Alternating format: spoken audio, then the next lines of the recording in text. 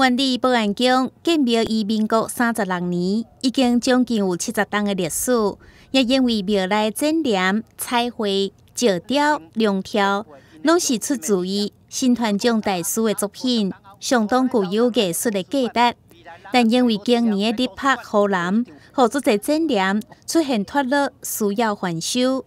经过庙方聘请剪黏大师叶明杰出马，翻修以家己的老爸叶振乐当年的作品，具有传承的意义。如今翻修完成，庙方出版《时政松山》这本册，来记录保安宫过往的历史。对于阮的这个保安宫来看吼，就知影阮保安宫吼是一个有历史的意义，搁有这个新传讲传承味道的一个地方。所以它是咱适合做咱的文化保存的这个工课。我想今仔为着要做到咱的文化保存，今仔咱的这个保安宫会使讲是出版咱原理社的第一篇庙志啦，第一本庙志。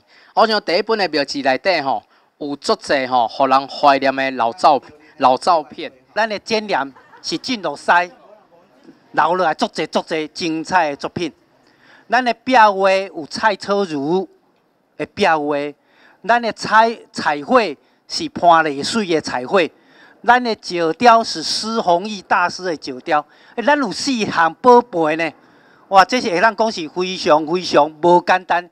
一间庙后一项做了不起啊啦。咱大庙有4项呢，有4项，哇！所以我第一遍来看的时阵，我就感觉讲，哇，这真正是艺术的殿堂。绝对是非常具有代表性的一间寺庙，对啦吼。保安宫用了2档的时间，开了1000多万整修，经费是由信徒甲地方人士赞助，编辑内容相当的用心，引用真侪珍贵的老相片甲文献。民众若是有前往参拜，庙方真欢迎信徒会当向因索取这本册，使万里保安宫的故事，互更加侪人知影。